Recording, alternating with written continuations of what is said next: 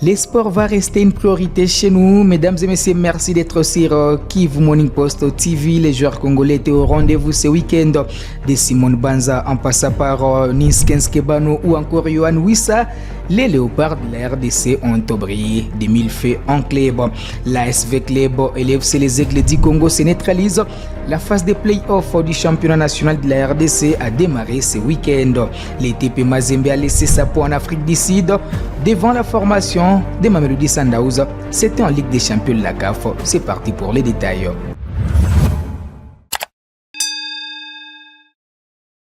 Alors on va démarrer par la prestation des internationaux congolais en Europe.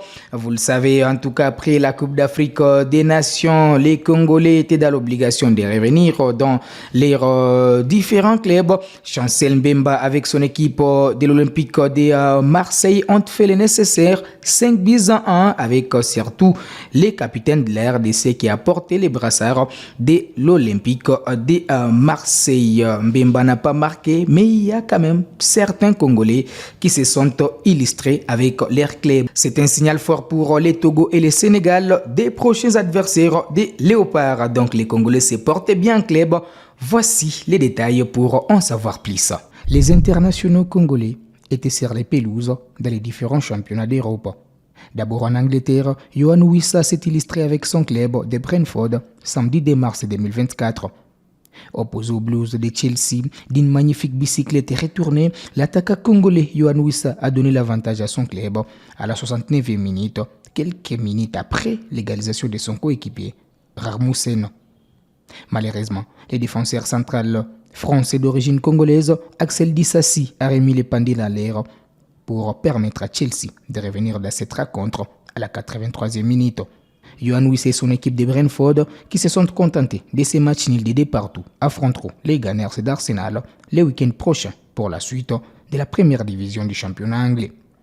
L'international congolais, qui a déjà marqué contre 4 des 6 équipes de la ville de Londres, dont West Ham United, Fulham, Tottenham, a confirmé son statut d'un redoutable homme de derby londonien. Au classement partiel, les clubs du Léopard congolais occupent la 15e place devant Everton et Nottingham Forest avec 27 points. Plus rien n'arrête l'international congolais Simone Banza en championnat portugais de première division avec son club de Sporting Praga depuis son retour de la Coupe d'Afrique des Nations en Côte d'Ivoire avec les Léopards. L'attaquant congolais qui tarde à ouvrir son compteur but avec sa sélection nationale de la RDC est jusque-là insaisissable en club. Samedi 2 mars contre Estrela, à l'occasion des matchs du championnat portugais, Simone Banza a donné l'avantage au Sporting Praga sur un penalty après une faute qu'il a provoquée de la surface de réparation.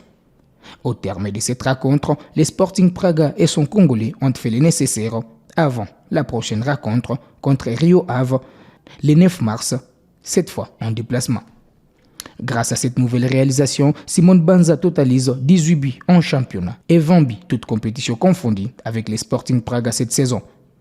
Actuellement arbitre du championnat, Simone Banza et son club occupent la 4e place au classement avec 49 points derrière l'FC Porto, les Sporting CP et Benfica Lisbonne. Parti aux Émirats Arabes Unis dans le club émirati d'Al Jazeera en provenance de Fulham, l'international congolais Ninskens Kebano s'est offert un doublé en championnat, samedi également déplacement sur la pelouse d'Al-Wada. Mené au score des Bizabros, Al Jazeera s'est remis au milieu de terrain offensif congolais Ninskens Kebano pour revenir dans la rencontre. Dommage que cette prouesse ait été une joie d'une courte durée. Cependant, le club local a repris l'avantage à 7 minutes du deuxième but de Ninskens Kebano pour gagner cette rencontre 2-3. Formé au Paris Saint-Germain, Ninskens Kebano a déjà inscrit 5 buts depuis son arrivée dans l'effectif d'Al Jazeera en 2023. Non retenu par le sélectionneur national de la RDC Sébastien Desabre lors de la dernière édition de la Coupe d'Afrique des Nations, l'international congolais, passé par Charleroi, était médaillé de bronze de la CAN 2015 avec les Léopards en Guinée équatoriale sous la houlette de Flora Ibenge. La portée de l'équipe nationale est encore ouverte au milieu de terrain des 31 ans pour les échéances à venir, dont les éliminatoires de la Coupe du Monde qui vont se poursuivre au mois de juin avec des rencontres. Les Léopards joueront contre les Éperviers du Togo et les Lots de la Teranga du Sénégal à l'occasion de la 3e et la 4e journée de cette campagne du mondial qui aura lieu aux États-Unis, le Canada ainsi que le Mexique. Sur une chaise éjectable dans l'effectif du club égyptien des Pyramides FC, l'international congolais Fiston Mayele a confirmé sa suprématie lors de la 6e et dernière journée de la phase des groupes de la Ligue des champions de la CAF. Titulaire au coup d'envoi, l'ancien joueur de l'ASV Club de Kinshasa s'est fondu d'un doublé face au FC Nouadhibou pour permettre à son club d'arracher un match nul. Cette rencontre était sans danger pour Pyramides et le FC Nouadhibou, qui n'était plus en course après la qualification du TP Mazembe et Mamelodi Sundowns à la 5e journée. Fiston Mayele, qui ne verra pas les quarts de finale de cette prestigieuse compétition des clubs, quitte donc la Ligue des Champions avec 2 buts marqués en 5 rencontres. Fiston Mayele, qui a rejoint Pyramids en provenance de Young Africa de la Tanzanie, qui par contre s'est qualifié en quart de finale pour la première fois, devra donc se nourrir des regrets. Allez, on va enchaîner avec les championnats nationaux de la RDC avec la phase des playoffs qui a démarré le vendredi. L'AS Dauphin Noir de Goma est allé perdre 0 contre D face à la formation de Mani Maïnio. Et puis le samedi, un jour plus tard, l'équipe de Don Bosco a fait jeu égal avec l'équipe du FC Saint-Eloi-Lupopo. Pour en savoir plus, on va vous proposer ces détails également. Le FC Saint-Eloi-Lupopo a concédé les nils de 1 partout également devant la formation du cercle sportif Don Bosco en match compté également pour la première journée des playoffs pour le championnat national de la RDC. Les cheminots ont tiré haut et sang face aux Salésiens dans une rencontre qui aura été très disputée et les scores en dit long. C'est un premier test pour les deux formations mais qui profite plus à Don Bosco parce que Lupopo était donné favori au coup d'envoi. Ils se sont rendus coup pour coup dans un match qui aura permis au des staffs techniques de voir les failles pour arranger lors de la prochaine journée. Ces résultats prouvent à suffisance que cette deuxième phase sera très décisive et les équipes favorites devront cravacher pour avoir des points. Lors de la deuxième journée, il faut commencer maintenant à chercher à prendre les points, surtout Lupopo qui ambitionne de retrouver les compétitions africaines d'interclubs de la CAF, sachant que Mazembe n'a pas encore joué et que cela peut donner des idées au reste des formations concurrentes pour se dire qu'elles peuvent jouer leur coup à fond dans cette dernière phase qui verra l'attribution des places africaines. Allez, puis les dimanches, il n'y a pas eu une fois de plus des vainqueurs et des vaincus entre l'ASV Club de Kinshasa et la formation du FC Les Aigles du Congo. Je vais vous proposer en tout cas ce résumé de cette rencontre qui s'est jouée au stade des Martyrs de la Pentecôte. L'ASV Club a concédé les nils de 1 partout devant la formation du FC Les Aigles du Congo, un match compta pour la première journée de la phase des playoffs du championnat national de football Ligue 1. Les Dauphins Noirs de Kinshasa ont buté sur un bel adversaire qui avait visiblement plus d'envie.